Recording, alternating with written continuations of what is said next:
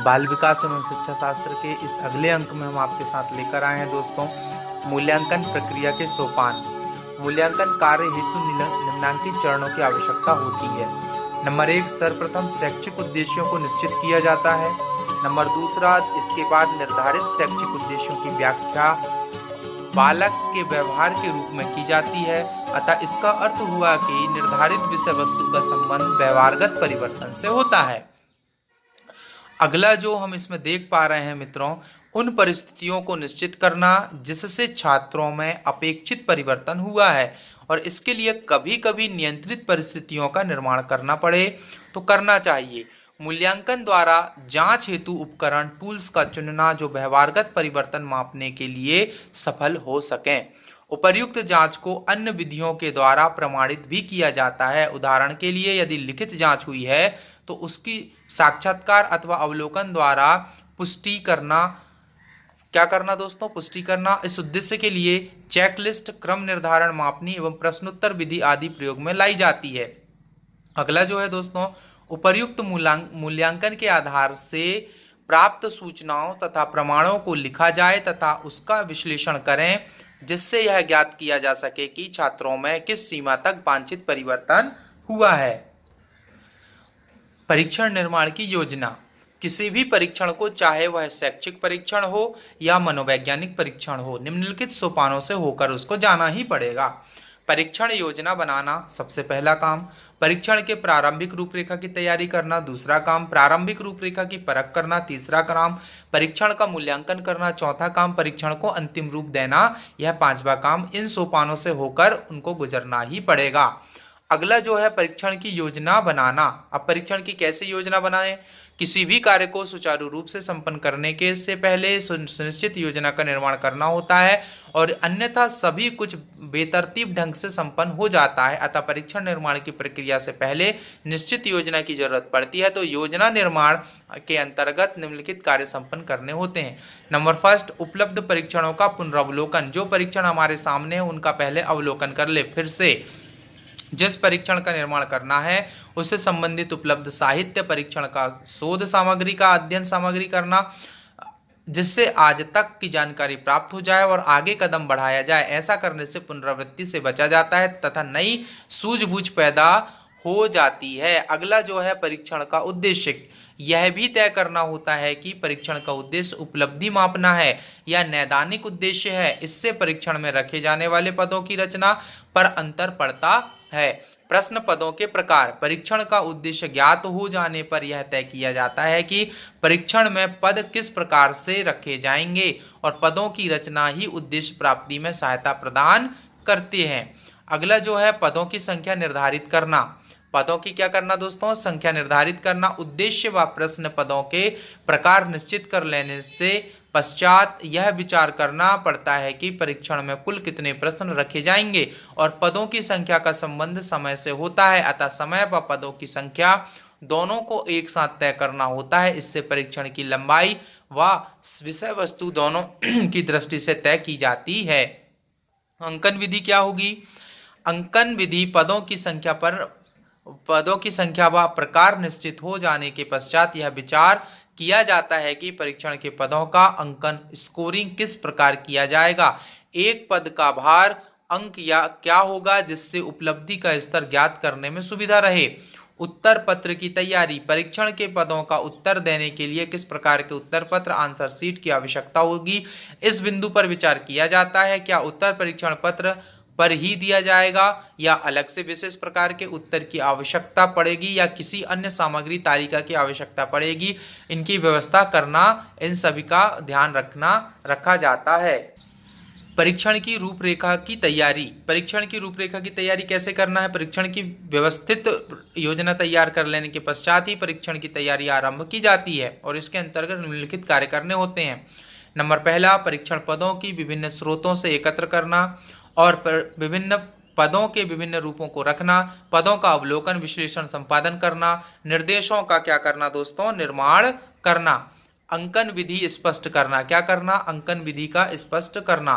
पदों के संकलन हेतु विषय वस्तु व उद्देश्य अनुसार विभिन्न स्रोतों से पद एकत्र किए जाते हैं तथा नए पदों की रचना भी की जाती है। इस प्रकार निर्धारित संख्या से अधिक संख्या में पदों को एकत्र कर लिया जाता है। इस कार्य में विभिन्न प्रकार के पद एक साथ ही रहते हैं। इन्हें इनके रूप तथा प्रकृति के अनुसार विभिन्न रूपों में अलग अलग रखा जाता है, अर्थात एक प्रकार के पदों को एक साथ रखा जाना चाहिए। आगे हम देखें, संकलन एवं वर्गीकरण के पश्चात सभी पदों को विशेषज्ञों की राय से संपादित किया जाता है। इस समय उद्देश्यों को ध्यान में रखा जाता है। इसके साथ ही पदों की उपयुक्तता गुणवत्ता की दृष्टि से परख कर सुधारा जाता है। अब परीक्षक तथा परीक्षार्थी के लिए पृथक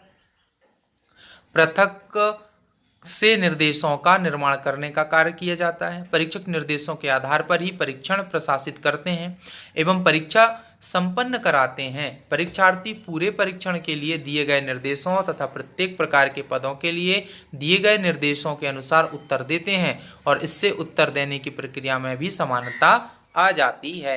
अंत में अंकन पद्धति स्पष्ट की जाती है। कैसे की जाती है? कौन सा प्रश्न कितने अंक का है, कौन सा उत्तर सही और कौन सा उत्तर अशुद्ध है, कौन सा उत्तर क्या है दोस्तों, सही है और कौन सा उत्तर अशुद्ध है, यह सब ध्यान रखा जाता है और यही सभी अंकन पद्धति के अंतर्गत आते हैं। प्रारंभिक रूपरेखा की परख क्या होगी? प्रथम जांच में हम देखें तो परीक्षण की प्रारंभिक रूपरेखा के बाद यह ज्ञात करना आवश्यक होता है कि परीक्षण कितना प्रभावी, श्रेष्ठ और वैध तथा विश्वसनीय है। इसके लिए परीक्षणों को पहले एक छोटे से ग्रुप पर प्रशासित किया जाता है। इसे परीक्षण की प्रथम जांच कहते हैं। इसके माध्यम से पदों की भाषा, वाक्य रचना, उद्देश्य की पूर्ति, कमजोर तथा बेकार के पदों के विषय में जानकारी, पूरे परीक्षण को हल करने में लगने वाला अधिकतम समय, पदों की कठिनाई आदि के विषय में ज्ञान प्राप्त होता है। यह प्रथम प्रशासन 15 से 20 छात्रों पर किया जाता है। क्या किया जाता है दोस्तों? 15 से 20 छात्रों पर किया जा सकता है। इस परीक्षण से जो भी सूचनाएं मिलती हैं उसके आधार पर प्रारंभिक रूपरेखा में संशोधन किया जाता है और पद विश्लेषण में एक महत्वपूर्ण तकनीकी प्रक्रिया का प्रयोग किया जाता है। इसी के आधार पर यह निर्णय लिया जाता है कि परीक्षण में से कौन सा पद निकाल दिया जाए तथा किन किन पदों को रखा, अर्थात अच्छे पदों का चुनाव करना एवं अयोग्य इनवैलिड पदों को त्यागना ही पद विश्लेषण का कार्य है। इसी प्रक्रिया के पश्चात परीक्षण अंतिम रूप प्राप्त करता है। यहाँ प्रत्येक पद में विभेदकारी गुण पाए जाते हैं और जो अच्छे व कमजोर उत्तर में अंतर दिखाता है। जॉनसन की उच्च निम्न सूची के प्रयोग से प्रत्येक पद की विभेदकारिता ज्ञात की जाती है। इसका सूत्र है विभेदकता सूची equal to RU - RL divided by E।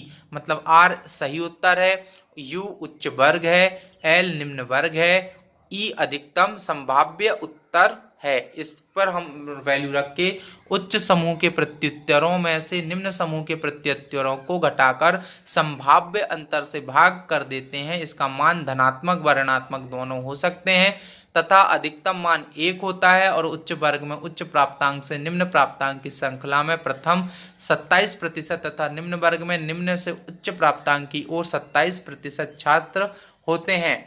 और इसके पश्चात प्रत्येक पद का कठिनाई स्तर, डिफिकल्टी लेवल भी ज्ञात किया जाता है। इसका सूत्र निम्नांकित है, जैसे item difficulty NI/NT equal to multiply 100। NI सही हल करने वालों की संख्या, NT परीक्षार्थियों की कुल संख्या, ID पद कठिनाई, कितनी उनको कठिनाई गई होगी, यह निकाला जा सकता। उक्त आधार पर पदों का अंतिम रूप से चयन कर लिया जाता है। जैसे परीक्षण का मूल्यांकन करना कैसे करते हैं? परीक्षण की जांच के बाद परीक्षण का मूल्यांकन किया जाता है। मूल्यांकन में ध्यान रखने योग्य बातें निम्न है। प्रायः 50% कठिनता स्तर के पदों को उचित जाना जाता है। पदों के विविध मूल्य व वैधता का महत्व है जो उच्च व निम्न छात्रों के प्रत्युत्तरों में विभेद कर सके। अगला है परीक्षण की विश्वसनीयता ज्ञात करना। अंत में परीक्षण के उद्देश्य, पदों के प्रकार, समय सीमा, पद की रचना, निर्देश, उत्तर देने की प्रकृति, फलांकन, पदों की वैधता, कठिनाई स्तर आदि की जांच कर लेने से के पश्चात जो पद चुने जाते हैं उन पदों से निर्मित परीक्षण ही अंतिम फाइनल परीक्षण होता है। यही परीक्षण मुद्रित होकर या हाथ से लिखकर प्रशासन के योग्य होता है। आगे हम इसमें देखें, अंत में हम यह कह सकते हैं कि एक अच्छे परीक्षण के निर्माण में उपरोक्त सभी बातों पर विचार करके परीक्षण कर लिया निर्माण किया जाना चाहिए। अच्छे परीक्षण के निर्माण की योजना में इन सभी बातों का समावेश अत्यंत आवश्यक होता है। कसौटी संदर्भित परीक्षण मापन तथा मूल्यांकन के क्षेत्र में नई अवधारणाओं का जन्म होता रहता है और इसी श्रृंखला में एक नया प्रत्यय सामने आया जिसे कसौटी मानदंड संदर्भित परीक्षण क्रिटिसिज्म रिफरेंस्ड टेस्ट कहते हैं। यह परीक्षण परंपरागत शैक्षिक उपलब्धि परीक्षणों से भिन्न होता है। यह परीक्षण उद्देश्य केंद्रित परीक्षण ऑब्जेक्टिव सेंटर टेस्ट होते हैं। ज्ञानात्मक पक्ष की उपलब्धि का मापन इन परीक्षणों से अधिक विश्वास के साथ किया जाता है। कसौटी संदर्भित परीक्षण के द्वारा अधिगम शिक्षणों के उद्देश्य की उपलब्धि मूल्यांकन के विषय में जानकारी प्राप्त की जाती है और जबकि परंपरागत परीक्षणों में अधिगम शिक्षण के उद्देश्य की उपलब्धि पर विशेष आग्रह नहीं रहता है। ये मात्र विद्यार्थियों के सामान्य स्तर का बोध कराते हैं। सन 1960 में स्ट्रॉन्ग ने इस परीक्षण को जो अधिगम शिक्षण के उद्देश्यों पर केंद्रित होता है कसौटी या मानदंड संदर्भित परीक्षण के नाम से पुकारा जाता है। इस परीक्षण के निर्माण में मनोवैज्ञानिक एवं वैज्ञानिक सिद्धांतों को आधार बनाया गया है। इसी कारण इनकी उपयोगिता अधिक है एवं विशेषताएं भी अनेक हैं। मानदंड संदर्भित परीक्षण का प्रारूप वस्तुनिष्ठ परीक्षणों के ही समान होता है और पाठ्य वस्तु का संयोजन व अंकन प्रक्रिया सामान्य परीक्षण जैसी ही होती है। मानदंड संदर्भित परीक्षण की विशेषताएं क्या है?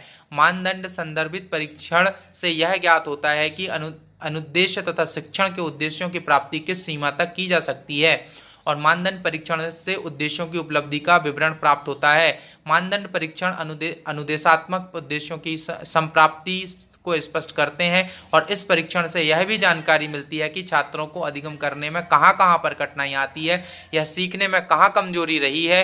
इसे उद्देश्यों की संप्राप्ति के रूप में व्यक्त किया जाता है। परीक्षण के द्वारा प्राप्त परिणामों की व्याख्या विशेष महत्व रखती है। शिक्षण एवं अनुदेशन दोनों के सभी उद्देश्यों पर मानदंड परीक्षण में प्रश्न निर्मित किए जाते हैं जिससे उद्देश्य का कोई भी पक्ष मापन की दृष्टि से छूट न जाए। ऐसा व्यापक दृष्टिकोण रखने से परीक्षण वैध बन जाता है और इस प्रकार यह अच्छी श्रेणी का शैक्षिक मापन बन जाता है। परीक्षण से प्राप्त उत्तरों से यह स्पष्ट हो जाता है कि उद्देश्यों की उपलब्धि के दृष्टिकोण से छात्र कितने समझ रहे हैं। शिक्षक अपने शिक्षण तथा अनुदेशन की प्रक्रिया को किस आधार पर सुधारें या विकास करें, यह प्रश्न अत्यंत महत्वपूर्ण है। इसके लिए मानदंड परीक्षण शिक्षक की सहायता प्रदान करता है क्योंकि मानदंड परीक्षण के परिणाम शिक्षक को अधिक लाभान्वित करते हैं। मानदंड परीक्षण की रचना में पद विश्लेषण, कठिनाई स्तर एवं भिन्नता मान के अतिरिक्त सबसे महत्वपूर्ण पक्ष शिक्षण अधिगम उद्देश्यों को स्वप्न देना होता है। इसी कारण यह परीक्षण उद्देश्य केंद्रित हो जाता है। परीक्षण के प्राप्तांकों से यह अर्थ निकलता है कि छात्रों ने विशिष्ट क्षमताएं किस स्तर की अर्जित की हैं। अगला है मानदंड संदर्भित परीक्षण द्वारा मूल्यांकन कैसे करते हैं। मानदंड संदर्भित परीक्षण का मुख्य उद्देश्य अधिगम शिक्षण के उद्देश्यों पर आधारित होता है। अधिगम तथा शिक्षण दोनों ही पक्ष इसमें समाहित होते हैं। इस कारण यह परीक्षण शिक्षक तथा छात्र दोनों के लिए ही अत्यंत उपयोगी है। परीक्षण फलांकन के आधार पर शिक्षक स्वयं का भी मूल्यांकन करते हैं कि उनके अनुदेशन एवं शिक्षण की प्रक्रिया में क्या कमी है जिसके कारण उद्देश्यों की पूर्ति में कमी रही। इस आधार पर वे स्वयं शिक्षण पर अधिगम की प्रक्रिया में सुधार कर सकते हैं तथा कोई नई दिशा प्रयोग कर इसे और विकसित भी कर सकते हैं, जबकि परंपरागत परीक्षण के द्वारा यह संभव नहीं होता है। छात्र वर्ग भी परीक्षण में के द्वारा मूल्यांकन के परिणामों से यह जान पाते हैं कि उन्होंने किन किन उद्देश्यों को सफलतापूर्वक प्राप्त नहीं किया है और तथा जो भी क्षमताएं अर्जित की हैं उनका स्तर क्या है। तो दोस्तों आज हमारे लिए इतना ही। बाल विकास एवं शिक्षा शास्त्र के इस अगले अंक में हम आपके साथ लेकर आएंगे इसी अंक का वस्तुनिष्ठ प्रश्न हल करेंगे। दोस्तों हमने जो भी चीज़ पढ़े हैं उसके बारे में हम जानकारी हासिल करेंगे कि हमने कितना हमारा स्तर रहा है पढ़ने का। तो दोस्तों हमारे चैनल को लाइक करें, शेयर करें, सब्सक्राइब करें और अंत में आपके अंदर बैठे परमात्मा को प्रणाम करता हूँ। मेरा प्रणाम स्वीकार करें। धन्यवाद। तीसरी बात, मनुष्य के और परमात्मा के बीच में जो सबसे बड़ी दीवार है वो दीवार परमात्मा की तरफ से नहीं, मनुष्य के ही तरफ से। और वो दीवार है मनुष्य का ये ख्याल, मैं हूं। ये ख्याल जितना मजबूत है, ये अहंकार, ये ईगो की मैं हूं जितना मजबूत है, उतनी ही बड़ी दीवार हमारे और उसके बीच खड़ी हो जाती। ध्यान की पूरी गहराई में मैं का मिट जाना जरूरी है, अन्यथा दीवार नहीं गिरेगी और उससे मिलना भी नहीं हो सकेगा। तो तीसरा सूत्र मैं को विसर्जन कर देने का है। तीसरे सूत्र में पहले दोनों सूत्रों का प्रयोग जारी रहेगा और तीसरा सूत्र भी जुड़ जाएगा। श्वास हम गहरी लेंगे, सर्व स्वीकार का भाव रखेंगे कि जो भी हो रहा है उससे मैं राजी हूं,